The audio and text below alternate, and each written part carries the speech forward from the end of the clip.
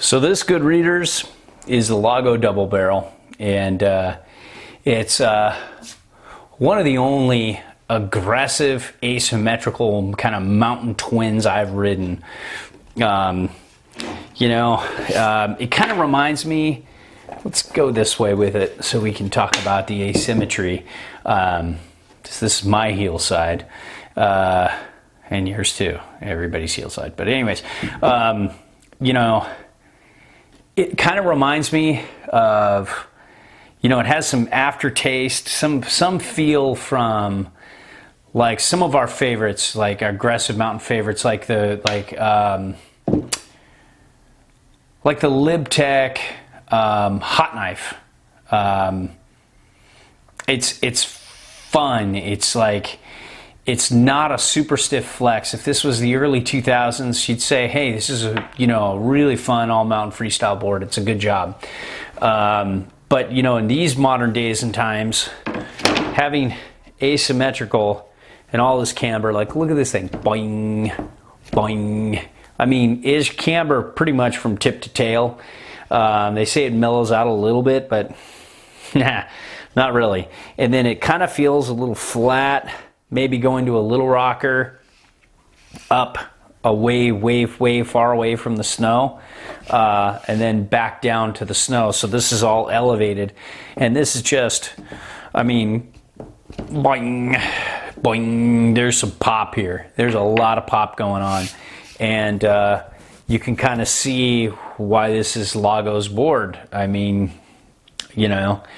That's kind of where it goes, and it's best if you set it up duck or very close to duck, because then you're using, as they say, the luck is on your heel side. You're using the luck on your heel side, and you're engaging in the deeper side cut on the back side, the shorter, deeper side cut, and using the shallower, longer side cut on the toe side to really make good turns. And that was one thing that I just, it's just like almost any asymmetrical board, including this one, it just, you feel better riding switch.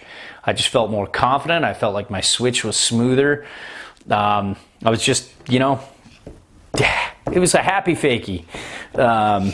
But this is an aggressive board. This just, even though the flex is pretty mellow, and you can see that in the on snow review, it just feels damper than its flex, more aggressive than its flex. It likes to just lock and go. It's Lago, lock and go. I don't know. It just doesn't, it's not like this kind of like quick roll it over edge to edge. It felt like everything took work, but when you put in the work, you got more reward from it. So that's why we kind of feel like this is an aggressive mountain freestyle board. This is for boosting in the pipe. For people like me who like to just, old and broken, just like going up and hitting the coping, barely getting out in the pipe, this might not be the best board. But for those who just like to fucking launch, this is going to be a really fun board, and it's got pretty good edge hold. I'd like to see a little more edge hold. We rode it, and we can't get a bad day in Mammoth these days.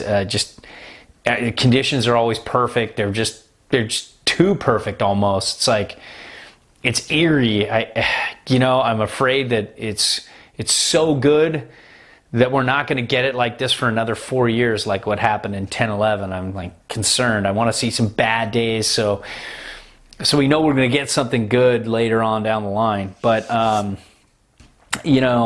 just felt like I could use a little more grip when I brought it out and compared it to some of the other all mountain freestyle boards we own. But it's still on the upper tier, kind of like border between, medium snow and semi-hard.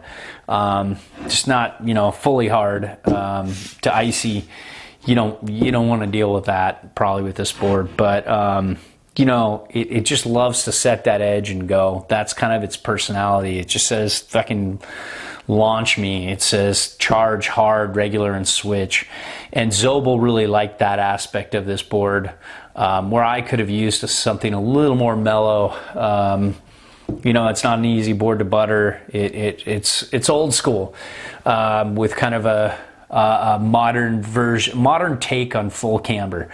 And you can see the base here. It's really colorful, but it's just a clear base. Underneath is all this, you know, all these colors, and that's cool. And yeah, normally I'd be kind of like not that into all this white. I like red, white, and blue. I like all those colors. I just didn't think I would like this looking at his board online, but I like it a little better in person. It's kind of fun. It doesn't have that, like, you know, pop like the open road does. The open road is much more deceptive. Online it doesn't look as good as it does in person. But man, this is a good board. I think it's fun. I think it's you know, I think it's for the right kind of rider. You don't want to buy this board if you're going to ride it in powder. It's just not for you. It's a board you want to, it's a nice one too. You want to ride this on the normal days, park, groomer, you know, aggressive mountain days, and then you want to get the open road for your powder. I'd like to see Lago kind of evolve their line because they're making some good boards. They have that ride snowboards type of feel, like damper than you would think, but that's not necessarily a bad thing at all. But I'd love to see them add kind of just like a one board kind of all mountain quiver, which is probably what most of you want out there anyways.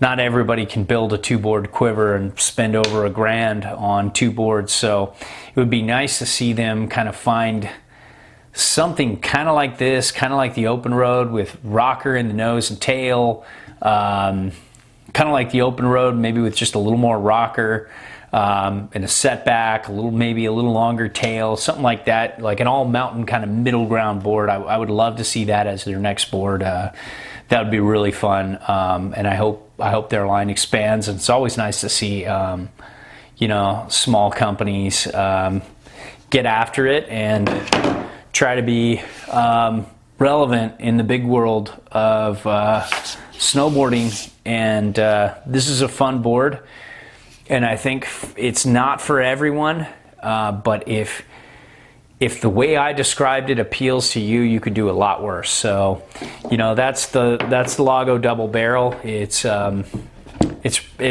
serious freestyle board, but you know, you can take this everywhere and do everything. It's great if you want to rip the mountain regular and switch. So that's kind of how I see the double barrel, and same as Zobel when he got a little time on it. So that's our take.